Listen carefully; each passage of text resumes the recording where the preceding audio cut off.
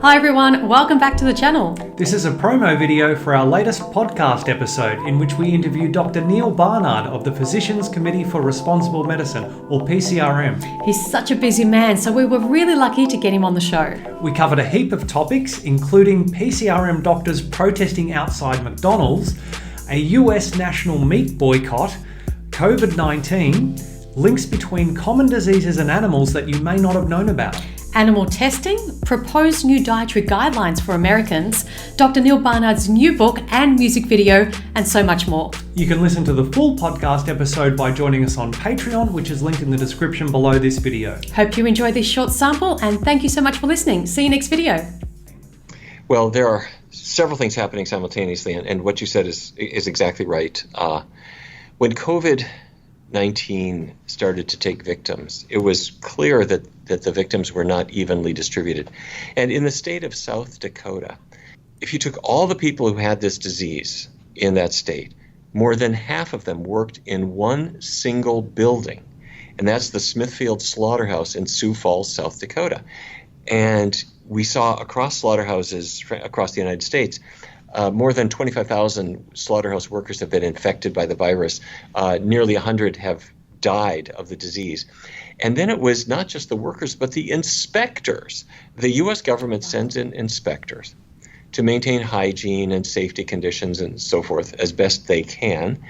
And at last count, more than 200 of the inspectors got sick, and 5 of them had died. Now, the reporting on this has stopped, so we have no idea how many more have died over the last month or so. But what this really means is that in these slaughterhouses, you have individuals standing very close together, hacking apart carcasses, and at the best estimates are probably 1 in 20 is carrying the virus. They may be doing it asymptomatically. What does that mean? It means for the workers it's terrible. They're dying, they're sick. It also shouldn't be overlooked that the product that they're in the service of, meat products, contribute to the underlying conditions that make COVID more deadly. I'm talking about if a person eats meat, diabetes is more likely, hypertension is more likely, obesity is more likely. That's not helping. But what might even be most worrisome of all is that if you've got infected workers, coughing, sneezing, just breathing, they can be transmitting the virus. It can become airborne. It can settle down in the meat products that are then wrapped up and sent out to grocery stores across the country. And as they are, and not just across the country, but they are then sent over to China and other countries as well. When they're sent out, the food companies try to say, well, the virus, if it gets in the meat, it couldn't possibly survive. Well, here's the issue. If you test the novel coronavirus on cardboard or on steel or on glass, it doesn't survive more than a couple of days. But under refrigeration temperatures, the temperatures used to transport meat, for example, it can last for weeks. If at freezing temperatures, it lasts indefinitely. Well, meat is this nice moist product, a comfortable little bed for the virus to hole up and end up at your local grocery store, on your kitchen counter, on your kitchen sponge, in your home. So the point is, it's time for the slaughterhouses to shut down. They are just dangerous viral fountains. That's so interesting. What's the reaction so far? Did the American public know of this, or is it just kind of breaking now? There's been some backlash to this viewpoint. People will say, well, you don't get it by swallowing it. That's actually true. At least we believe that's true. That if you were to swallow the virus, it probably would be destroyed by stomach acid.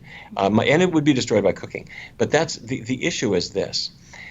When the virus arrives, let's say it's on a chicken package, and you open up the chicken package, you know how a little bit of juice will dribble out on your kitchen counter. And then you have to remember that chickens are not fruit. They don't have juice. What is dribbling out over your kitchen counter is the mixtures of blood and lymph and the cooling bath water that's used to cool down the carcasses in the slaughterhouse, which has fecal material in it in most chickens. And the virus is now on your kitchen counter. It gets on your sponge. It gets on your fingers because you brought the chicken home. You then touch your face. You touch your eye. You touch your mouth. And people, we believe, according to the best evidence we have, that we are auto-inoculating. And that's the same issue as why do we not want to shake hands and give people hugs and touch contaminated things. It's because we're afraid that we will then touch our face and get the virus effectively through inhalation, but by touching. So meat is the last thing you want to bring into your home. And obviously the other reasons, the animals, the environment, and the cholesterol are all part of the issue too. Yeah, of course. And so is this, I mean, when we were, as we said, really quickly watching a bit of the live stream you were doing with Jane Unchained, there were a few things going on that caught our eye, if you like.